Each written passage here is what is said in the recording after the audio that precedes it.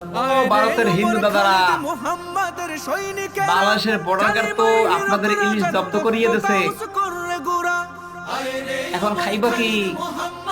এইটা এইটা চৌ, এইটা চৌ।